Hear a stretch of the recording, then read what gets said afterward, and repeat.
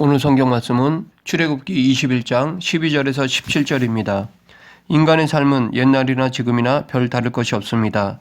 단지 물질, 문명만 발전했을 뿐이지 인간의 기본적인 욕구나 본질은 변하지 않았습니다. 이런 부분에서 과거의 율법이 지금 우리들에게도 영향력이 있음을 믿습니다. 오늘 우리가 율법을 살펴보는 이유는 크게 두 가지입니다. 하나는 오늘날 교회에서 구약의 율법이 많이 오해되고 있는데 성경 전체의 이해를 위해서는 반드시 율법에 대한 바른 이해가 절실히 필요하기 때문입니다. 다른 하나는 율법은 우리의 신앙과 삶에 필요하고 중요한 교훈과 도전을 주기 때문입니다. 물론 우리의 신앙과 삶을 위해 모든 성경이 유익하지만 율법은 성경의 어느 부분보다도 기본적이면서 중요한 교훈을 담고 있습니다. 특별히 출애굽기 20장부터 23장은 시내산에서 처음 주어진 말씀으로 모든 율법의 근간을 이루고 있습니다. 그래서 이 부분을 잘 이해하면 율법 전체의 의미와 우리 신앙과 삶에 대한 요구를 알아가는 데 많은 도움이 될 수 있기 때문에 오늘 본문을 통해 율법을 주신 하나님의 의도가 무엇인지, 그리고 그 율법이 우리의 신앙과 삶에 교훈하는 것은 무엇인지를 함께 생각해 보고자 합니다. 우리가 잘 아는 대로 십계명 가운데 6번째는 살인하지 말라입니다. 오늘 본문에서 그 명령을 구체적으로 설명하고 어떻게 적용할 것인지를 말하고 있습니다. 사람을 쳐 죽인 자는 반드시 죽일 것이나 만일 사람이 고의적으로 한 것이 아니라 나 하나님이 사람을 그의 손에 넘긴 것이면 내가 그를 위하여 한 곳을 정하리니 그 사람이 그리로 도망할 것이며 사람이 그의 이웃을 고의로 죽였으면 너는 그를 내 제단에서라도 잡아내려 죽일지니라. 하나님은 사람을 쳐서 죽인 사람은 반드시 죽여야 한다고 말씀하셨습니다. 하지만 고의가 아닌 과실로 사람을 죽였으면 그 사람은 도피성으로 피하여 목숨을 보존하도록 하셨습니다. 신명기 19장 5절에서는 이것에 대한 구체적인 예를 말하고 있습니다. 만약 사람이 벌목을 하다가 도끼가 자루에서 빠져 그것으로 인해 사람이 죽었을 경우에 속합니다. 이런 조치는 당시 고대 군동 사회에서는 죽임을 당한 자의 가장 가까운 친족이 죽인 사람에게 피해 복수를 할 수 있는 권리를 인정하기 때문입니다. 그래서 그로 인해 살인이 살인을 낳는 피해 악순환이 계속 이어지는 것을 막기 위한 것이었습니다. 즉 하나님께서는 이런 율법을 통해 가능한 한 사람의 생명이라도 끊어지는 것을 방지하고자 하신 것입니다. 이런 하나님의 배려 속에서 우리는 하나님께서 인간의 생명을 얼마나 고귀하게 여기시는지를 발견할 수 있습니다. 반면에 고의로 사람을 죽였으면 하나님의 제단에서라도 잡아내려 죽이라고 단호하게 명령하셨습니다. 율법에 보면 죄를 지었을 때 반드시 죽여야 되는 몇 가지 죄가 있습니다.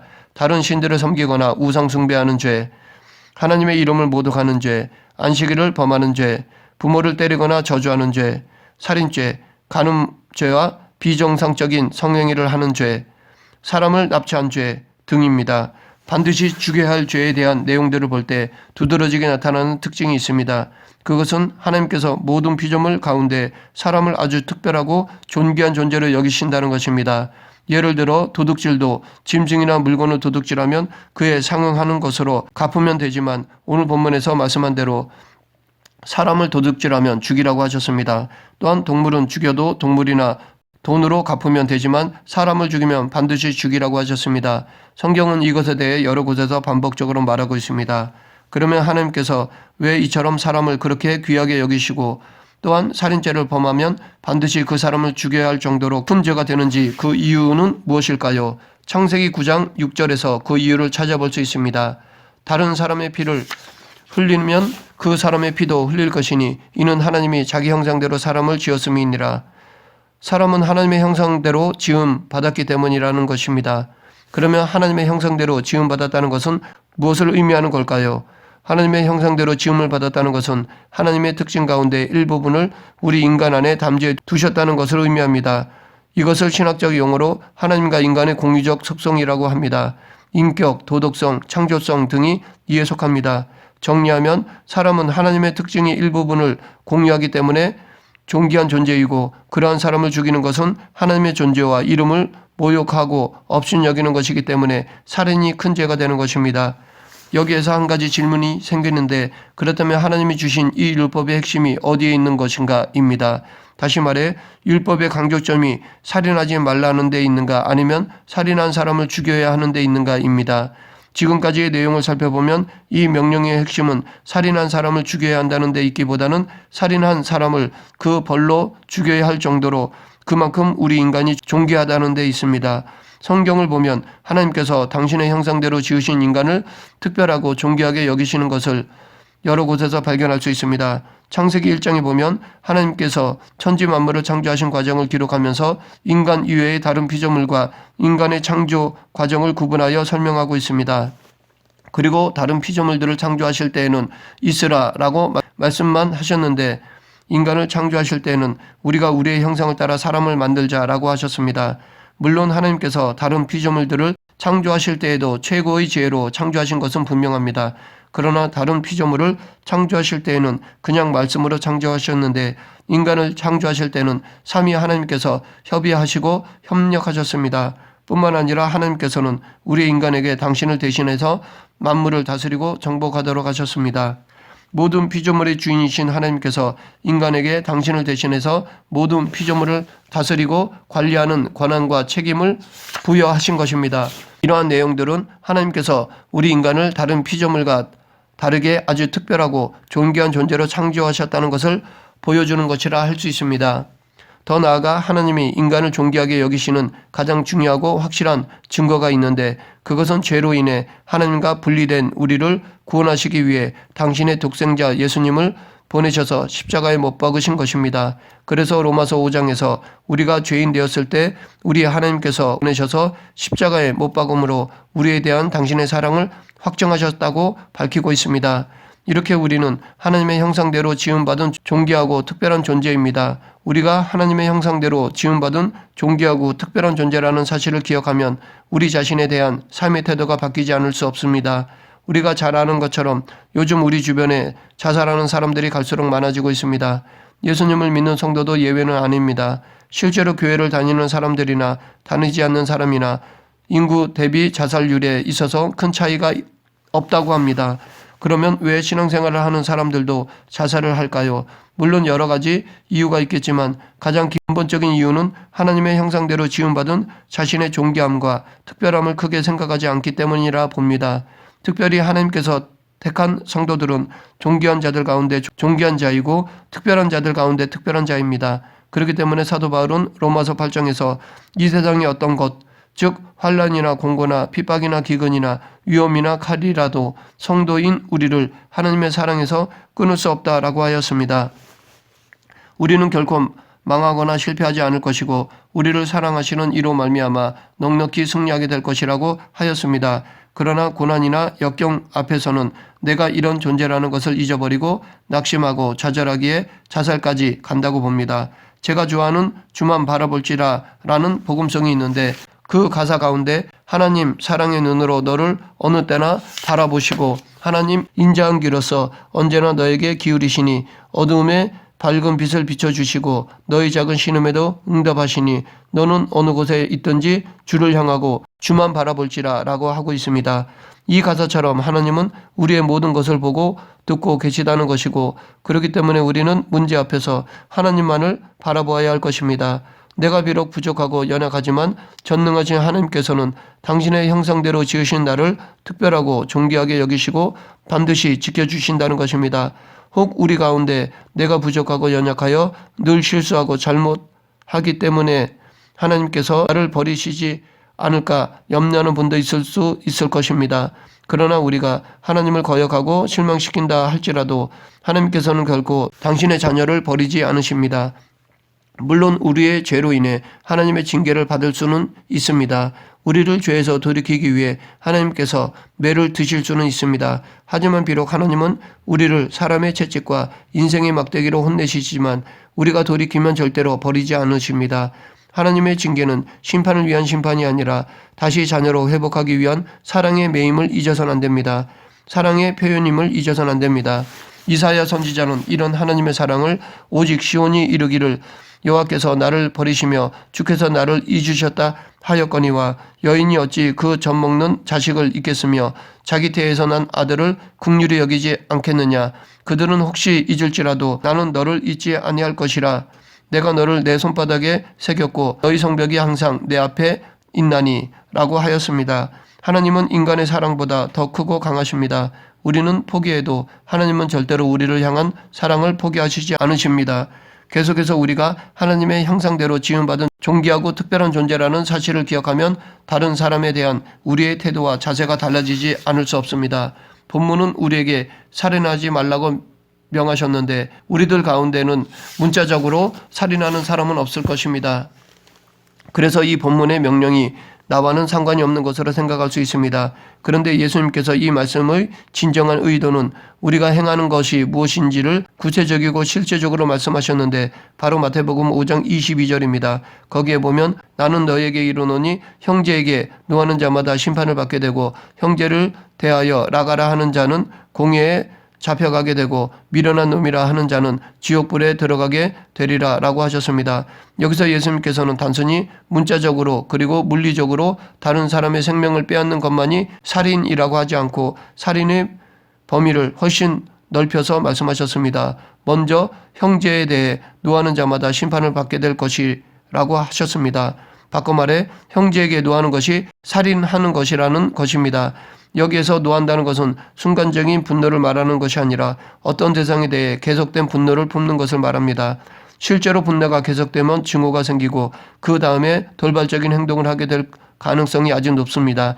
우리는 종종 사회나 이웃에 대한 분노 때문에 불특정 다수를 향해 묻지마 살인을 하는 사례나 오랜 시간 동안 부모나 가족에 대한 분노 때문에 흉악한 죄를 범하는 경우를 보게 됩니다. 분노에서 이런 무서운 죄로 나아가지 않도록 사도 바울은 분을 내어도 죄를 짓지 말며 해가 지도록 분을 품지 말라라고 경고하였습니다. 계속해서 예수님은 형제에 대하여 라가라 즉 미련한 놈이라 라고 하는 것도 살인죄만큼 큰 죄라고 말씀하셨습니다. 이 말은 사람을 무시하거나 인격을 모독하는 아람어의 욕입니다. 단순히 물리적으로 사람을 죽이는 것만이 살인이 아니고 다른 사람을 무시하고 업신여기고 모욕하는 것도 살인과 같다는 것입니다. 그래서 예수님께서는 지극히 작은 한 사람이라도 실족시키면 차라리 연자맷돌을 메고 바다에 빠지는 것이 낫다라고 하셨습니다. 연자맷돌은 보통 맷돌보다 큰 것인데 이것은 당시 극한 죄를 범한 죄인을 사형시키는 방법이기도 하였습니다. 그러니까 지극히 작은 자 한 사람을 실족시키는 것은 사형죄에 해당한다는 것입니다. 여기서 실족시킨다는 말은 함정에 빠지게 한다 혹은 마음에 심한 괴로움을 겪게 한다라는 것입니다. 요즘 인터넷에서 악성 댓글을 통하여 다른 사람들의 마음을 아프게 하는 일들이 너무 많습니다. 그것이 당사자를 상심케 하고 자살케 하는 요인이 되기도 합니다. 그러나 성경은 우리가 보기에 지극히 가치없게 보이는 한 사람에게라도 죄를 짓게 하거나 마음을 아프게 하거나 상처를 주면 그것 역시 살인죄와 같은 것임을 말하고 있습니다. 그래서 사도 바울은 고린도 교회 성도들에게 만일 식물이 내 형제로 실족케 하면 나는 영원히 고기를 먹지 아니하여 내 형제를 실족치 않게 하리라 라고까지 말하였습니다. 사실 이 말씀들은 어마어마한 말씀이고 무시무시한 말씀입니다. 우리 가운데 이 모든 부분에 있어서 완전히 자유로울 수 있는 사람은 없습니다. 정도의 차이는 있지만 우리는 분노를 낼 수밖에 없는 타락한 존재입니다. 다른 사람을 무시하거나 모욕할 여지가 큰 존재입니다. 의도하건 의도치 않건 다른 사람의 마음을 아프게 하고 상처를 주는 존재입니다. 그러나 이 예수님의 말씀의 핵심도 잘못하면 그렇게 벌한다는 데 있기보다는 그러한 것들이 큰 죄인 것을 명심하고 우리 주변의 모든 사람들을 존귀하게 여기고 사랑하고 또한 모든 사람과 화목하라는 것에 있습니다. 그리고 예수님께서 우리에게 중요한 말씀을 하셨는데 그것은 다른 사람에게 한 것이 바로 당신에게 한 것이라는 것입니다. 예수님께서는 형제에게 분노하는 것은 당신께 한 것이요 형제를 무시하는 것도 당신께 한 것이요 형제를 사랑하고 귀하게 여기는 것도 당신께 한 것이라고 말씀하셨습니다. 우리가 이웃에게 행한 모든 것이 당신께 한 것으로 인정하신다는 것입니다. 왜냐하면 그들 안에도 하나님의 형상이 있기 때문입니다. 그러면 어떻게 형제에게 노하지 않고 형제를 무시하거나 모욕을 주지 않을 수 있을까요? 그것은 억지로는 불가능합니다. 억지로 하면 화병이 납니다. 그렇기 때문에 즐겨내야 하는데 그것은 온유해야 합니다. 마음이 온유하면 빨리 화를 내지 않습니다. 분을 오래 내지 않습니다. 한 예로 모세는 온유하기 전에는 화를 금방 냈습니다. 그래서 분을 참지 못해 사람을 때려 죽였습니다. 그러던 그가 나중에는 하나님께 온유하다고 칭찬을 받았는데 그가 온유할 때 분을 어떻게 처리했는가를 보면 항상 기도했다는 것입니다. 모세는 이스라엘 백성들이 불평불만하고 자기를 죽이려고 할 때 분을 내지 않고 기도했습니다. 그러므로 우리도 분이 날 때 기도하여 온유해져야 할 것입니다. 계속해서 오늘 본문 15절부터 17절에서는 사형에 해당하는 죄 3가지를 언급하고 있습니다. 자기 아버지나 어머니를 치는 자는 반드시 죽일지니라. 사람을 납치하는 자가 그 사람을 팔았든지 자기 수하에 두었든지 그를 반드시 죽일지니라. 자기의 아버지나 어머니를 저주하는 자는 반드시 죽일지니라. 부모를 치는 자, 사람을 유괴하는 자, 그리고 부모를 저주하는 자는 죽임을 당해야 한다고 말씀하셨습니다. 여기서 부모를 친다는 것은 단순히 폭력만을 의미하지 않습니다. 부모님에 대한 행동 전체를 포함합니다. 부모님께 함부로 행동하거나 대항하고 반항하는 것도 여기에 포함됩니다. 또한 부모님을 저주한다는 것은 부모님을 업신여기고 무시하는 것이고 부모께 함부로 말하는 것입니다. 이 15절부터 17절을 정리하면 크게 2가지 죄에 대한 것입니다. 하나는 불효에 관한 것이고 다른 하나는 사람을 납치하는 것과 관련된 것입니다. 이 율법도 역시 벌 그 자체가 핵심이 아니라 부모님께 불의하는 죄와 사람을 납치하는 죄가 얼마나 큰지를 강조하는 것입니다. 그럼 하나씩 살펴보면 먼저 부모님께 불의하는 죄입니다. 성경에 보면 부모님께 효도하는 것에 대한 명령이 얼마나 크고 강한지 쉽게 알 수 있습니다. 10계명에도 이웃에 대한 계명 가운데 첫 번째가 부모에 대한 것입니다. 오늘 본문에서도 살인을 할 경우 사형에 해당되지만 오직 부모에 대해서만큼은 저주만 하여도 죽임을 당하도록 하였습니다. 뿐만 아니라 성경에는 부모에 대한 태도와 자세가 중요하기에 부모께 효도하는 사람에 대한 많은 복과 은혜들이 약속되어 있습니다. 그러면 왜 하나님께서는 부모에 대한 태도와 자세를 이렇게 중요하게 여기시는 것일까요? 그것은 하나님은 당신의 대리자로 부모를 우리에게 주셨기 때문입니다. 신명기에서는 아버지의 가장 중요한 역할 가운데 하나가 자녀에게 하나님의 말씀을 가르치는 것이라고 하였습니다. 잠언에서는 여호와를 경외하는 것과 부모의 말씀에 순종하는 것을 연결해서 말하고 있습니다. 레위기에서는 하나님의 이름을 저주하면 사형에 처해야 한다고 말하고 있는데 오늘 본문과 비교하면 부모를 저주하는 것과 하나님을 저주하는 것에 같은 처벌을 명령하고 있습니다. 이와 같이 하나님은 부모에게 당신의 권위를 부여하셨습니다. 그렇기 때문에 부모님의 권위에 대한 도전은 하나님에 대한 도전이고 부모님의 정당한 말씀에 불순종하는 것은 하나님께 불순종하는 것이 되는 것입니다. 그러므로 우리는 하나님의 권위를 인정하는 것처럼 부모님의 권위를 인정하고 하나님을 섬기는 것처럼 부모님을 공경해야 합니다. 예수님 시대의 바리새인들의 문제 가운데 하나는 하나님께 드림이 되었다고 하면 부모에 대한 봉양과 의무를 소홀히 하는 것이었습니다. 다시 말해 하나님께 대한 봉사와 헌신을 핑계삼아 부모에 대한 의무를 소홀히 하는 것입니다. 예수님께서는 그들의 율법을 악이용하는 것에 대해 책망하셨습니다. 하나님에 대한 의무가 절대적인 것처럼 부모에 대한 의무도 어떤 것에도 양보되지 않는 절대적인 것입니다. 다음은 사람을 납치하는 것에 관한 것입니다. 납치는 문자적으로 사람을 도둑질하는 것입니다. 이 납치라는 말은 8계명의 도둑질하지 말라와 원어적으로 같습니다. 오늘날 사람을 납치 또는 유괴하는 것이 우리 사회의 심각한 문제 가운데 하나인데 당시에도 그러하였습니다. 특히 당시에는 강제로 사람을 납치하여 노예로 삼거나 파는 일이 많았다고 합니다. 대표적인 예가 우리가 잘 아는 요셉이라 할 수 있습니다. 그런데 다른 물건을 도둑질하는 것에 대해서는 그것에 해당하는 것을 갚으면 되었습니다. 반면에 사람을 도둑질하는 것은 사형에 해당한다고 말씀하셨습니다. 여기서 다시 한번 하나님의 형상대로 지음받은 인간이 얼마나 존귀한 존재인지 확인시켜주고 있습니다. 물론 오늘날도 어린아이나 연약한 여인들을 납치해서 그들의 생명을 담보로 자신의 유익을 추구하는 사람들이 있습니다. 하지만 우리들 가운데 문자적으로 사람을 납치하는 사람은 없을 것입니다. 그러면 이 계명은 지금 우리와 어떤 상관이 있을까요?